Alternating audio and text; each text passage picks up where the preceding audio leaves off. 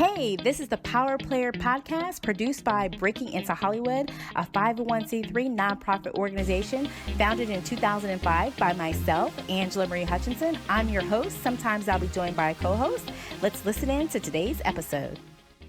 So, Jasmine, I'm so excited to have you on our Power Player Podcast. Thanks for taking the time out today to be with us. Of course. Thanks so much for having me. I'm excited. Yay. So you work at Warner Brothers. So tell us a little bit, what is your title, and tell us a little bit about what it is you do at Warner Brothers. Yeah. So we're now, I guess, officially Warner Media. So I started with Warner Brothers in the recruitment team, and now my official title is a recruiter with Warner Media. So that encompasses Warner Brothers, Turner, as well as HBO too.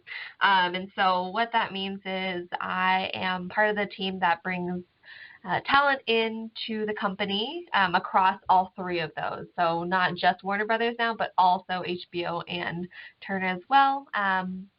Primarily in the U.S. focus, so not just on the West Side in Los Angeles and Burbank, but also that could be bi-coastal with Atlanta and New York as well. Oh, okay. Oh, that's cool. Okay. And so in terms of the kinds of jobs that you're recruiting for, is it just like all different areas or functions, or do different recruiters have like certain focuses that they focus on?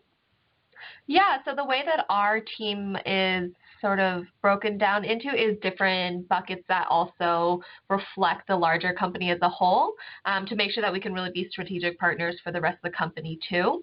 So I am under the larger umbrella of Warner Media Talent Acquisition. I'm on the content creative team. So that entails, development, production, marketing, as well as publicity across those. All the cool jobs. They're all cool jobs. This one it's a little, shinier because we're in LA. Right. And then how did you get to where you are in terms of, like, not necessarily step by step, but tell us a little bit about, where you're from, what your degree was in, and then, did you know you want to work? I mean, I guess. Yeah. Before. Yeah. So I was born and raised in LA, so entertainment's always, been in the background or, in the air, if you will.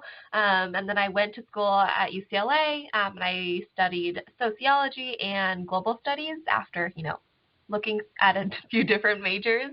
But I didn't know what recruitment actually was when I started, or even until, I was in the interview, really. I didn't know what I wanted to do, title-wise or industry-wise. I just knew what I wanted to do trait-wise, right? I knew I wanted to be in a role where I was interacting and engaging with people on a daily basis as part of the job. I knew that I wanted to sort of be project-driven, right? Seeing something from beginning to end versus the same function in a project over and over and over again. And I knew I did not want to be sort of back end, like filing paperwork or processing things, just because that's not where my strengths are. And so based off of that, I had a lot of conversations with people my senior year, primarily the last few months of school, to really figure out what that looked like. And so I had a student job for my last 2 years as a campus recruitment event manager at UCLA with our MBA school, Anderson School of Management. And through that role, I had a lot of exposure to different companies that came in to speak with our students. And through my sort of casual interactions with them, I had the opportunity to get in informational with some of my now colleagues on the team. And they said, follow up, check in with us when you've graduated, which I did. And so I was really lucky with timing, where they did have a entry-level coordinator on the team. And so I started in July, and I've been here ever since. And I've moved, sort of up the ranks across different functions with the company. So it's been a journey, yeah. That's cool. I love, it's funny because when you think of human resources, I think that people don't always necessarily think of how much you're interacting with people. It's a very people-oriented job, which I think is really, really cool, which makes the day-to-day kind of interesting. Not that you're necessarily meeting with people every day, but it's still, you know, an aspect to the job when people say they want to have, like, a people-type job. Human resources is really a great field. Yeah, it's very, you know, the role in itself can feel very transactional, right? It's very much a, you know, we have a role open, we need to find someone to fill it. But I think the beautiful thing and the reason I'm not ever tired of my job is because people inherently are very different and unique, and I get to interact with all those different types of people and then find the right fit, right? Not only for the company and the department, but also for the person, to make sure that it makes sense for both sides, and being able to help mediate that process in any way. Right, and I love that you're active on social media. I always like looking at your posts on LinkedIn in terms of, you know, congratulating people when they get internships or just different, you know, things with the company. I think that's really cool that that's a part of, you know, what you're doing. Yeah, I mean, I think it's such inherently a role tied to people that I love being able to cheerlead and, you know, celebrate people with their excitements, with their journeys. It's easy to forget on my end, right, that changing a job or getting a job is a pivotal part of anybody's, you know, life. And so to be able to let every new employee feel like they're being celebrated is just fun for me. So, and then, you know, to be able to broadcast that to, you know, whoever is on the other end of those posts is always fun, and they get that exposure as well. Yeah, because I think it's inspiring. You're like, okay, it's happening for somebody. So, okay, so stay focused. You know what I mean? Like, it does happen. People do get jobs. Like, you can do this. You can do this. Let's talk about, in terms of, like, the competition and just in general, there are obviously a lot of jobs, not necessarily just with Warner Brothers, but just in general, there's a lot of jobs out there, but there's a lot of people looking for jobs. I know this is a big question, but are there any, like, just, you know, kind of tips or key things that kind of come to mind, or maybe perhaps common mistakes that people tend to make in the submission process for a job? And then maybe we can segue from that and kind of go through the different phases. Yeah, definitely. I think, I guess, starting from the beginning of the process, making sure that the job makes sense for you, right? I think there can be things that are exciting, but that you're not necessarily prepared for skill set wise, right? I think it's very important for people just getting into the industry or, you know, starting on this career path, whether that's right out of school or you're switching careers, to look at roles that are accurate, right? So whether that is, you know, coordinators, administrators, receptionists, executive assistants, those help you really get a sense of the lay of the land. Versus, you know, automatically applying for a director role at a large company like ours, right? I think that it's a little different when you go to a startup where there's a smaller team, where, you know, it's a sort of a flatter structure. When you have a large company, a director means, you know, is tied to a number of years in that specific industry and task. So really making sure that when you're, you know, before you even apply, making sure that your job, your experience and skill set have a similar, or you can find similarities and it's reflective of what you can bring to the table. And then making sure that when you do find those roles that do make sense and you're excited for, that your resume is catered to it, right? Your one resume is not going to be the best fit for every single job across the board. Finding ways to make sure that it is catered specifically to each job and highlighting the different skill sets that you can find on the job description can, you know, enhance your, you know, ability to get a call back for it. Right. Yeah, and then also being prepared, right? Be prepared that when you submit an application, even though it may not seem like it, there's always the possibility that you may get the call back, right? And that call can come at any time, or email, but making sure that you're ready, that you know what the job is that you applied for, that you're ready to speak to your experience as it relates to the role, and then also why you want to be in that specific role. That's a question I ask across the board, is why did you apply for this role in particular at this company? A lot of people will answer, I love the content, and then cannot get any more detail as to why they applied for the specific position, right? We have hundreds of jobs. Okay. You clearly applied for one. So being prepared with why you applied for this one in particular will go a long ways and shows that you're prepared for the role and you have that genuine interest in the position specifically. Okay. And then that's also, good. And then I was just going to say, what about in terms of, well, no, you go ahead. I don't want you to forget your point. And also what? yeah, and then also I think once you get, just to, follow through to the end of the process, right, when you're having conversations with the team, and then throughout the process as well, always remembering that you are representing yourself, right?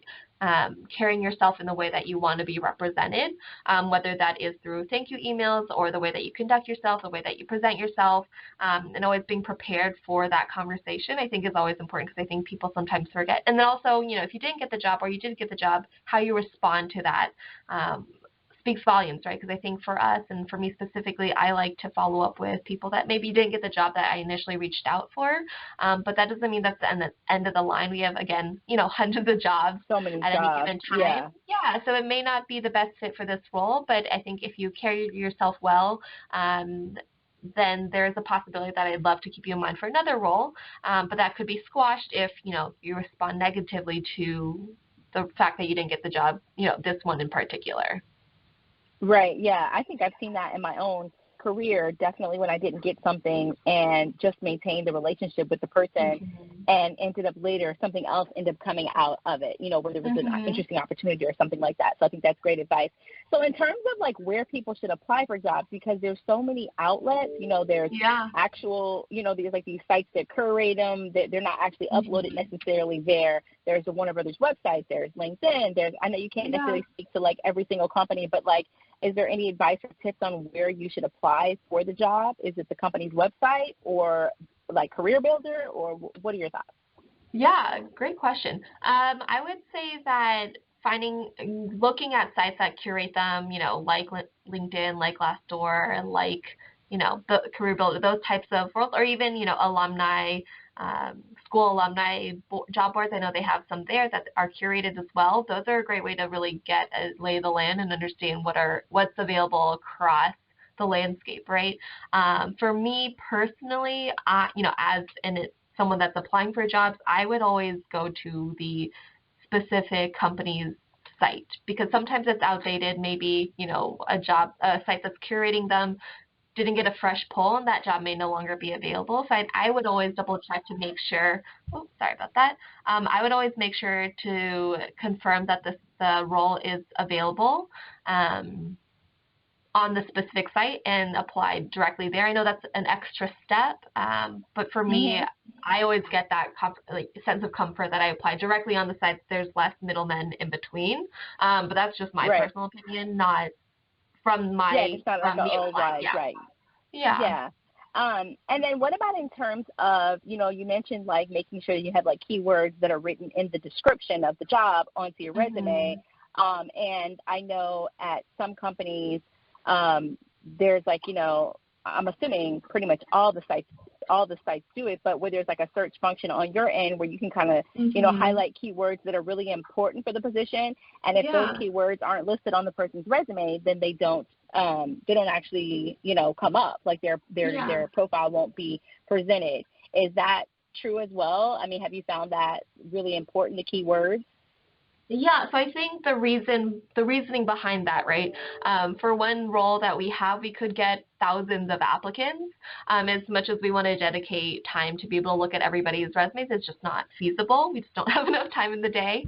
And so the reason that we can search up words is to make sure that is a skill set that you've had before, right? I wouldn't say that you should copy and paste exactly what's on the job description onto your resume, but there's a way to reflect the skill set that we're looking for in the experience that you've had, right? So if you're able to swap out a word, right, that can still reflect the experience that you've done, but it's using one of the words that you feel will be pulled for the job, then I think why not, right? Increase your chances.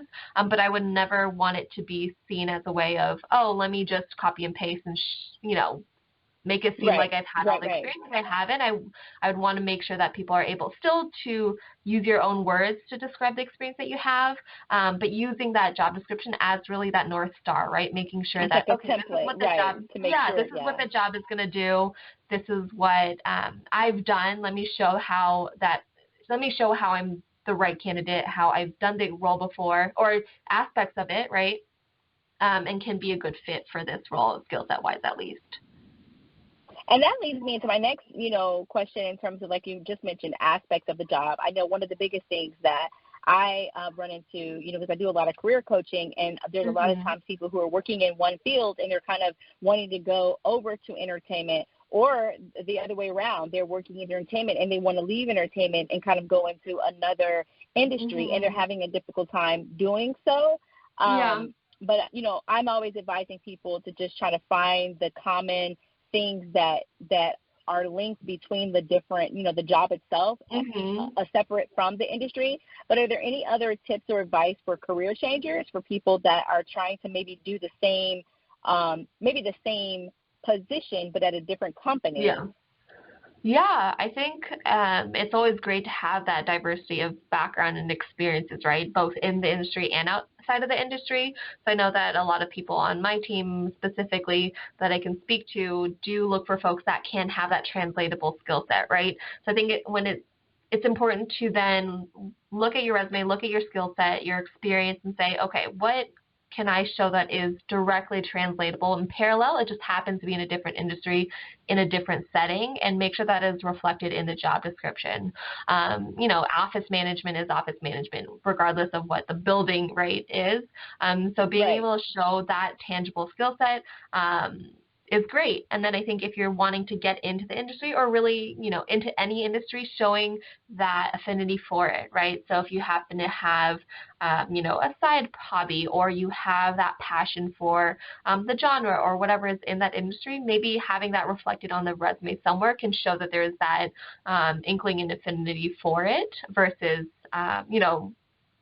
having completely out of the industry experience. Whether it's translatable or not, right? I think that there's that extra spark of, they do want to be in this space, and they're, pursuing their passion to be in this area versus what they have been in. Right. Yeah, that makes sense. That's cool. Let me think, what else? What about in terms of job trends? Like, are there any, like, new or interesting types of jobs that are becoming more popular? We met because, I teach at LMU social media, and so I always just find it so interesting that a lot of the speakers that I bring who are specific to social media, their jobs literally did not exist 5 years ago, because it just wasn't, what it is today. So are there any, unique areas that jobs are attending, or departments or aspects that are starting to sort of boom into, maybe there might be more jobs as opposed to the traditional, creative, writer's assistant, or, whatever, marketing and so forth? Yeah, good question. I think a lot of it will be in more niche spaces, right, that didn't exist before, just because it wasn't there to begin with. So I think instead of sort of general, like, umbrella type of positions, we're going to become more specialized, right? So instead of just a marketing position, you're going to have roles where it's going to be, digital marketing or experiential marketing, as it gets a little more niche, because there's more depth to that, and it can stand up as its own position versus, it's a part of my role, which is, a general marketing position, for example. I know there's a lot of positions now that are also building as a bridge between, like, technology, data, and the creative aspect, right? Building that bridge between, okay, we have ideas for campaigns, and then we have the data here. How do we build between it? So that's also an area that I feel like is growing and will continue to grow, because I think more companies are becoming more strategic and harnessing the data to make sure that it's, accurate, reflects what the company wants to pursue, and makes sense for the audience out there. Okay, yeah, that makes sense. Yeah, because I was reading an article. I think it was either Entrepreneur or New York Times. They were talking about like social media trends, and they talked about how audience segmentation is becoming very popular, which is kind of what you're saying. These very niche, aspects. If you can show yourself as an expert in a certain, area, that could actually give you more leverage in the job marketplace. Yeah, no, definitely. Yeah. What about in terms of, okay, so let's say they get the call from you, they get an interview. I know it's different per department and probably per each individual, like hiring manager or, person on the team that's bringing them on. But are there some just general tips on, you have the interview, sort of, what are some tips that you could share with folks that might have a job interview coming up? Yeah, I would say one, high level, right? I think if you're naturally interested in a space, you're going to know, general landscape information. You're going to have things that you're particularly excited for, as just a consumer, if we're talking about entertainment in particular. And then things that you're going to know or want to look up about the person that you're interviewing with. So a lot of the tips, I would say, fall in line with what one would do if they're just inherently passionate or excited about the space. So definitely doing research behind, who you're interviewing with, right? What projects they're working on, what is tied to that entity. So, entertainment specifically, knowing that DC is tied to Warner Brothers versus Marvel and Disney, right? Being able to differentiate the two and not say that Marvel is tied to Warner Brothers. Otherwise, that raises a flag, right? You haven't done the research. Maybe you're not excited about the area. Right. And then I think also having questions is always important, right? When you go into an interview as a candidate, this is also an interview for you, right? You want to make sure that this is the right fit for you because you're going to be investing, at least 40 hours of your week, every week to this place, and you have to make sure that it's the right fit for you, not, skill set wise, growth wise, but also culturally, that you feel that this is a place that you can, that your priorities, whatever they are, whether that's growth, opportunity, longevity, that checks the boxes. Those check the box for you. And then also understanding what those questions are. If you want to grow and develop, making sure that you ask those to the hiring manager, to the person that will eventually be your boss, hopefully. And then getting a sense of sort of the bigger picture, right, outside of the department. I think that's always a great way to get a sense of the landscape as well. So I think those questions or those tips would generally apply to any role that you're looking at. And then also making sure, I know, thank you notes and emails seem a little silly sometimes, but it never hurts to be able to recap, shoot that email over. And then also you can circle back with a recruiter or HR person that you've initiated with, just to, let them know how the conversation went, right? If you had any questions that you didn't get to ask the team, you can always ask that person as well. Cool. Yeah, that's great. Those are great tips and advice. So I appreciate that. And I appreciate you taking the time out to join us. So you are active on LinkedIn. I know you don't want people necessarily like clogging up your messaging inbox, but you are active there. So if people are interested, I'll encourage them to kind of, at least, follow you and get a sense of the different, posts, the inspirational posts that you post about different things. And I guess, is there any other final thoughts that you wanted to add? Yeah, and thank you, for having me on. I'm always excited to talk with you, talk with your students, talk with people that are want to be in this space and hopefully find this, some part of this helpful and useful for them. I would say I think it's exciting and it's also a little nerve-wracking, I know, to be in the interview stage. And I know it can be a little daunting when you don't get the first one or you've applied for a lot of roles and you don't hear back. It's not personal, right? I think when you're applying for a role, we're looking for some person that is going to fit into a puzzle piece that has already been set, right? So knowing that it's not because of you, it's just they found someone that is going to fit them a little better, or it's specific to that role in particular versus, this person didn't work because of their personality specifically, right?